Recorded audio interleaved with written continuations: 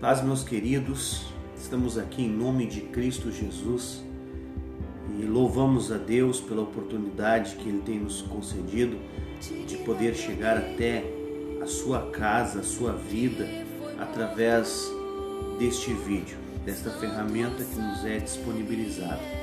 Eu gostaria, em nome de Jesus Cristo, de deixar aqui um texto bíblico, uma mensagem para aprendermos, refletirmos e pensarmos acerca do que nos é proposto através da morte e da ressurreição de Cristo.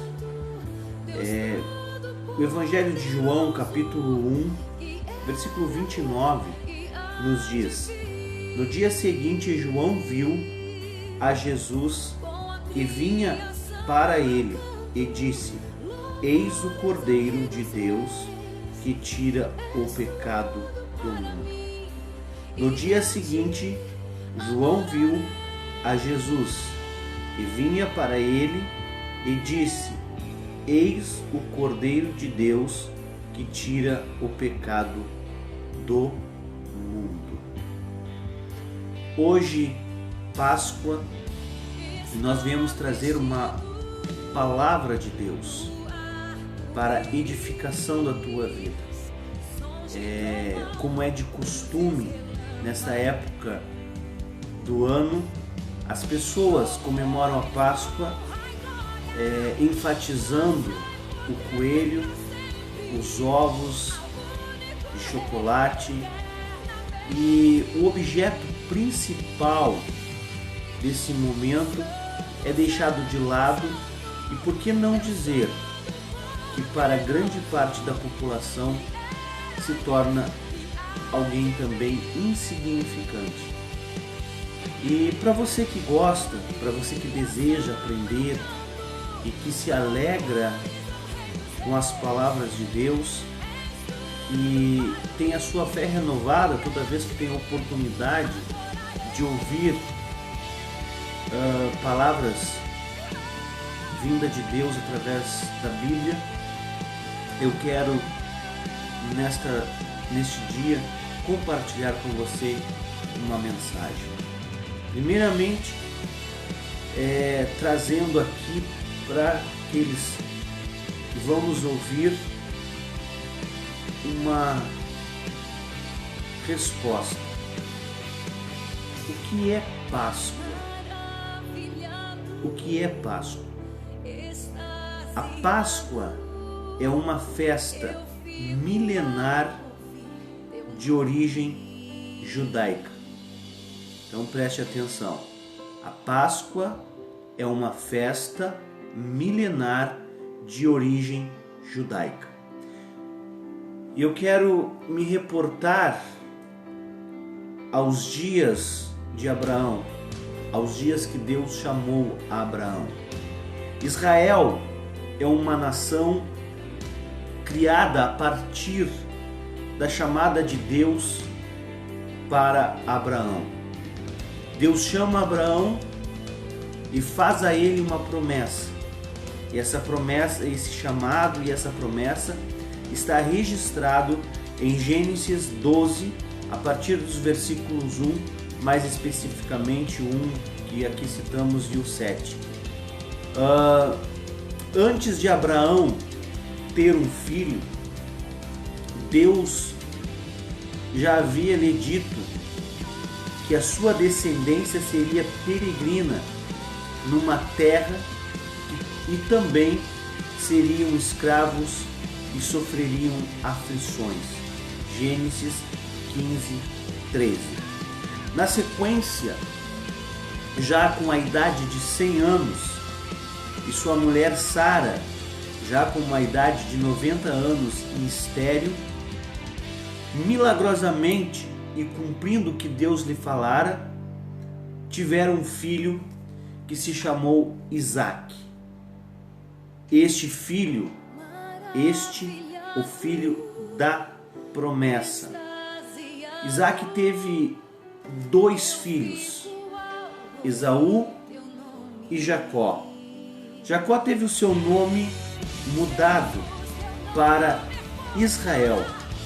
Gênesis 32, 28. E teve 13 filhos, 12 filhos do sexo masculino e uma filha do sexo feminino chamada Diná. Seus 12 filhos eram Ruben, Simeão, Levi, Judá, Dan, Naftali, Gade, Aser, Issacar, Zebulun, José e Benjamim. Estes deram origem ao que chamamos de as 12 tribos de Israel. Um desses filhos de Jacó, chamado José, se tornou governador no Egito, e por causa de uma grande fome que assolava a terra, naquela época, suas famílias, que eram o número de 70 pessoas, fez com que José os trouxesse para o Egito. Então a terra aonde eles peregrinariam era o Egito. Então nós podemos ver os fatos acontecendo e a palavra de Deus começando a se cumprir na vida de Abraão e sua descendência. Estes habitaram numa terra chamada Gósen e foram sustentados por José enquanto ele viveu. Diz o relato bíblico que se levantou um outro faraó que não conhecia as obras de José e o que o José havia feito. E por medo de que o povo hebreu, como eram chamados os israelitas, que se multiplicavam grandemente, viesse a se aliar com outras nações e tomar o poder egípcio, Faraó subjugou o povo hebreu até o trabalho escravo e assim os afligia. Passado 400 anos, o tempo de Deus levanta Moisés, o libertador. Moisés vai até Faraó pedindo pacificamente que os filhos de Abraão, Isaque e Jacó fossem em destino à terra prometida. Faraó não permitiu e, consequentemente, aumentou o trabalho do povo. A 10ª e última praga das 10 que o Senhor enviou para provar o seu poder, para convencer Faraó de que Deus estava chamando o povo e queria o povo na terra que ele havia prometido. A 10ª e última praga foi anunciada como a morte de todo primogênito filho dos egípcios. Aqui chegamos no capítulo 12 de Êxodo, aonde a história é contada. Aqui começa a celebração da primeira Páscoa. O povo então deveria matar um cordeiro sem defeito e o sangue deste cordeiro deveria ser aspergido nos umbrais das portas. Assim, o sangue seria um indicativo que naquela casa haviam israelitas. E assim, ao ver o sangue na porta, o anjo da morte não executaria o seu juízo naquele local. Enquanto os filhos de Deus estavam em festa, em celebração, na terra de Gósen, os primogênitos dos egípcios eram mortos. Desesperados, então eles pedem a saída dos hebreus. do Egito. Assim foi como Deus libertou o povo da escravidão, levando-os a começar uma peregrinação rumo à terra prometida. A Páscoa passou a ser uma festa anual para o povo israelita e tinha como finalidade trazer a memória do povo o dia que Deus, seus pais, os libertou.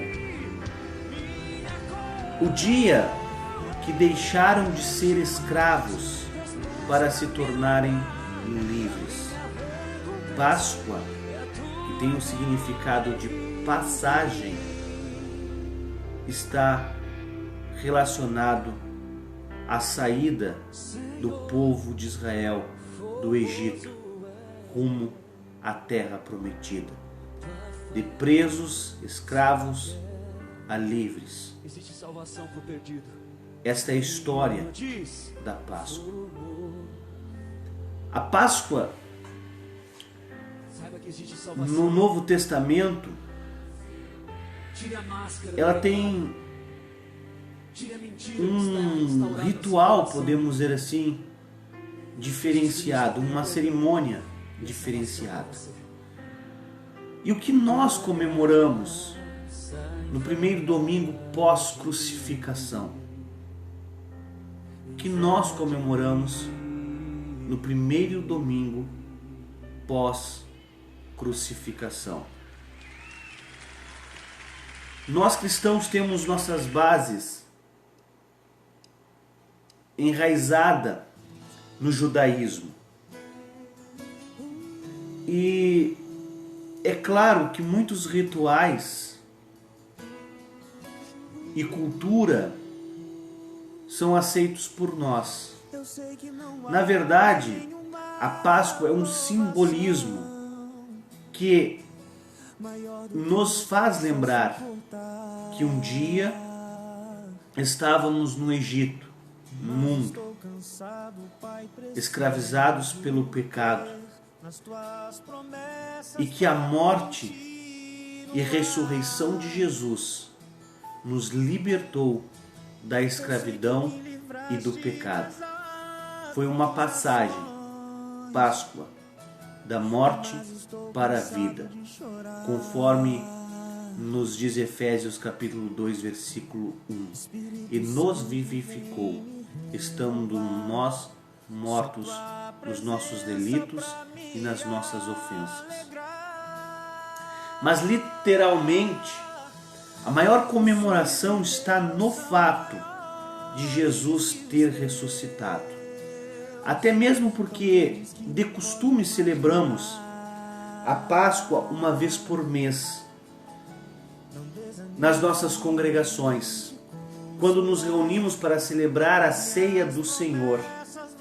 Naquele momento, dotados dos dois símbolos, o pão, o corpo, que simboliza o corpo, e o vinho, que simboliza o sangue, fizemos memória do que Jesus fez, do que Jesus faz e daquilo que Jesus vai fazer por nós, conforme 1 Coríntios capítulo 11, a partir do versículo 23.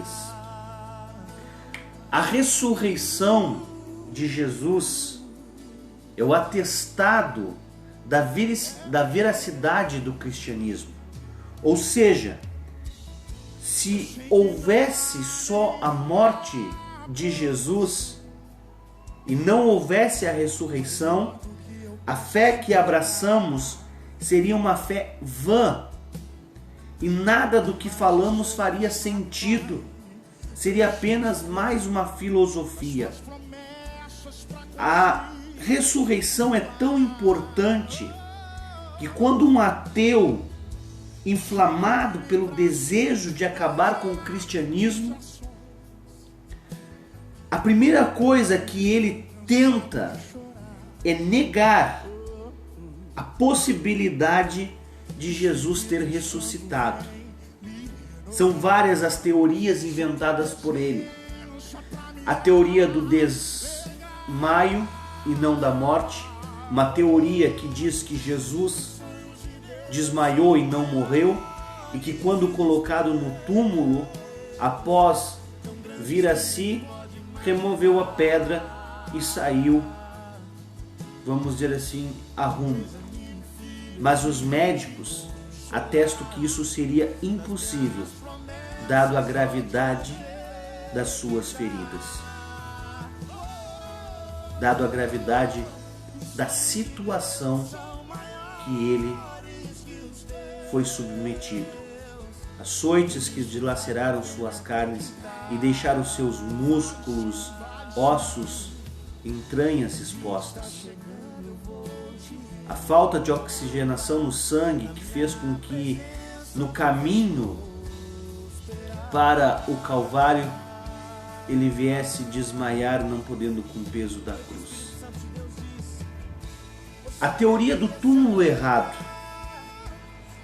que diz que quando Jesus apareceu, quando aquelas mulheres foram ver Jesus, encontraram o túmulo vazio. Então essa teoria diz que elas erraram o túmulo.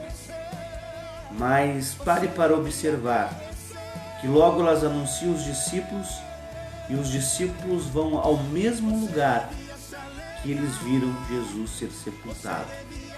Eles não vão a outro túmulo, eles vão ao túmulo que Jesus havia sido sepultado e que eles haviam testemunhado. A teoria do roubo do corpo pelos discípulos, uma outra teoria infundada, porque os guardas romanos que foram destacados para estarem ali, avisados pelos sacerdotes, pelos religiosos da época de que Jesus havia dito que iria ressuscitar, e com medo de que o corpo fosse roubado, e assim eles não tivessem como explicar o que havia acontecido, pediram que se colocasse guarda na porta do túmulo.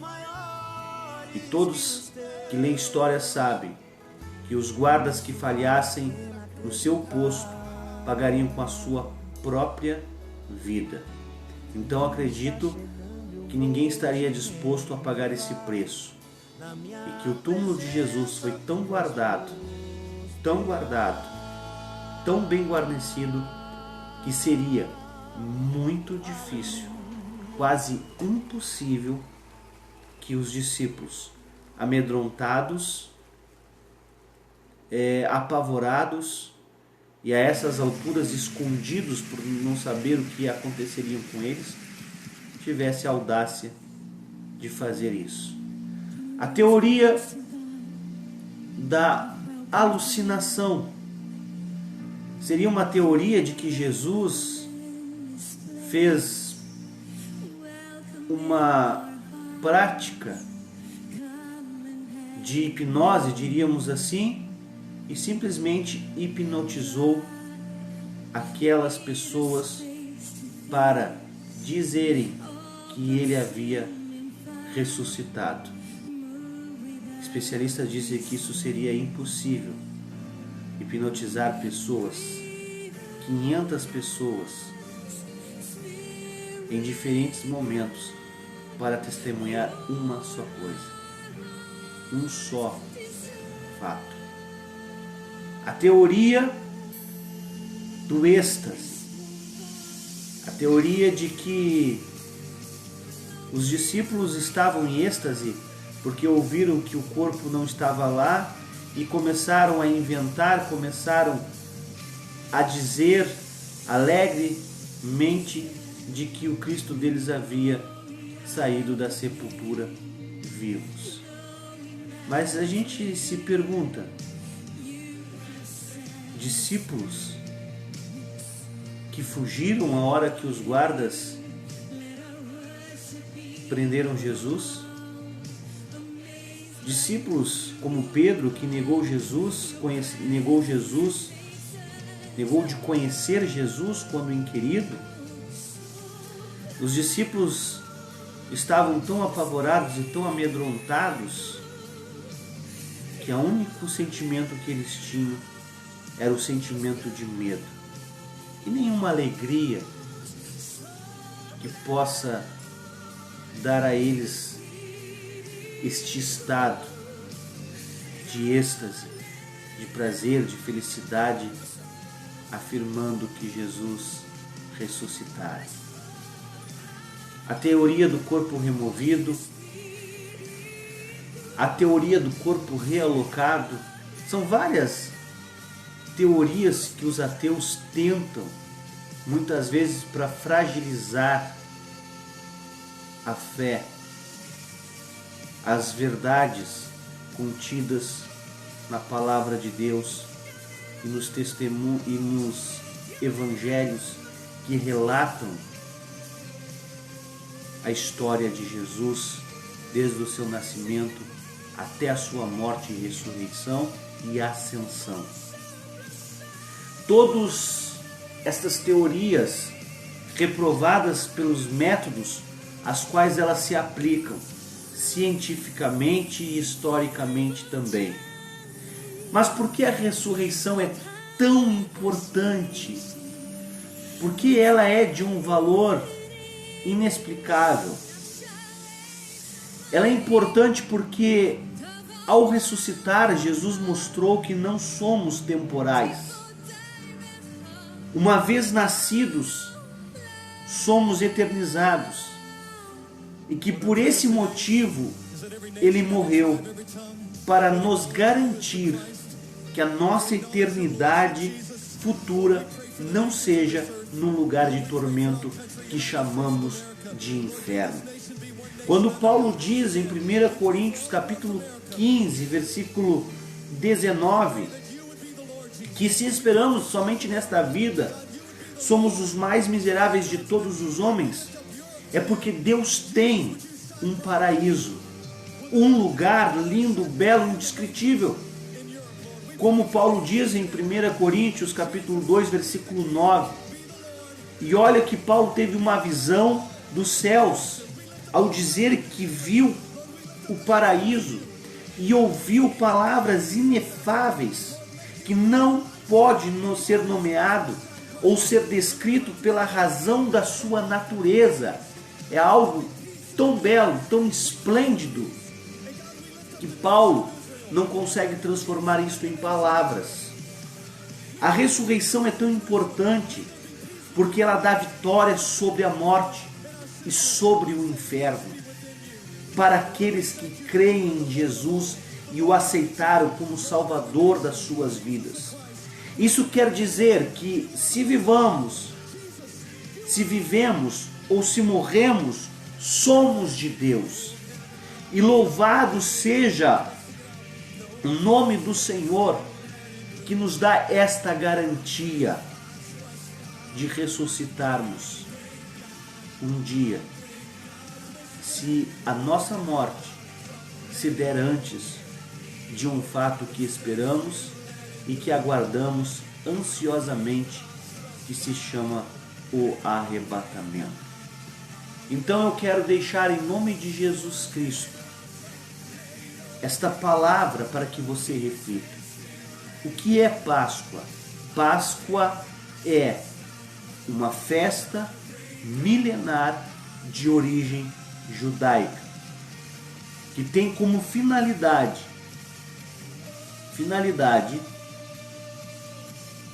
trazer a memória, trazer a lembrança do povo de Israel, dos judeus, a grande libertação que Deus trouxe através de Moisés.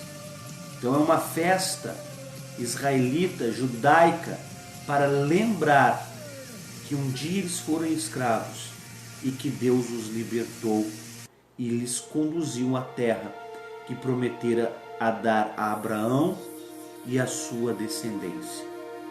O que comemoramos no primeiro domingo pós-morte?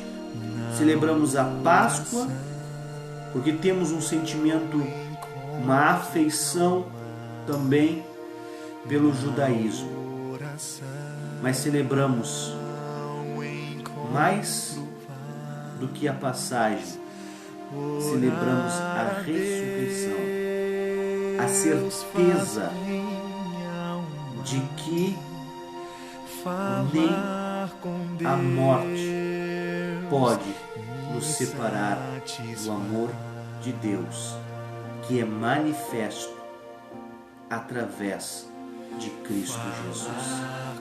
Eu quero deixar esta palavra para você que vai ouvir. Deus te ama tanto, tanto, que você não tem ideia, assim como eu também não, da grandeza deste amor.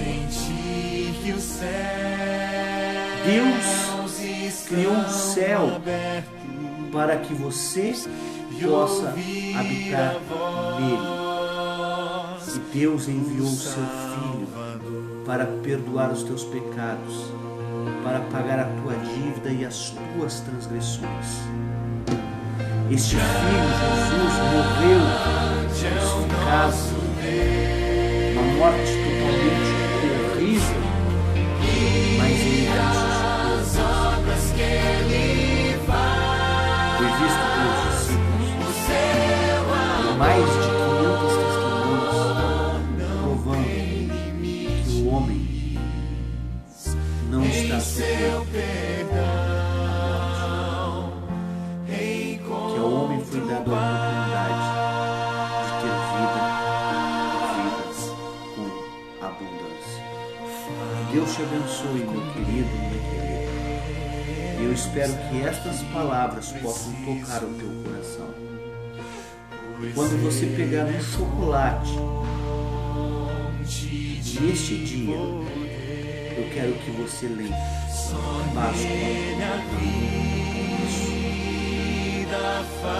Páscoa é a passagem da vida, da morte para a vida. No dia da Páscoa, que comemoramos no primeiro domingo após a morte de Cristo, foi o dia que Deus Jesus Cristo e se mostrou mais poderoso.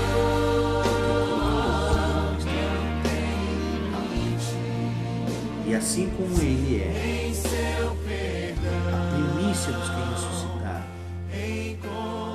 nós de igual forma, se morrermos antes do arrebatamento, iremos ressuscitar para encontrar o Senhor juntamente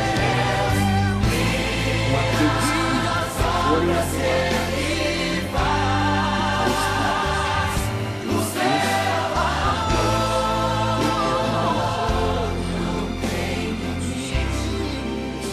lugar indiscutível, um lugar maravilhoso, um lugar belo, um lugar preparado desde a fundação do mundo para todo aquele que viesse crer nesse Cristo, o enviado de Deus, o ungido do Senhor. Que Deus te abençoe e que o Senhor possa trabalhar na tua vida. Que o Espírito Santo possa te convencer da necessidade de se aproximar dele, de vivenciar as suas palavras de uma maneira que o teu espírito seja vivificado e você possa ter comunhão com Deus e conhecer os desígnios de Deus para a tua vida e conhecer o melhor e maior de todos os planos de Deus para o homem, a salvação da sua alma. Que Deus te abençoe. Uma feliz Páscoa e uma alegria pela ressurreição do nosso Jesus. Que Deus te abençoe. Esta é a minha palavra que acreditamos tenha vindo de Deus para o teu coração neste dia. Em nome de Jesus.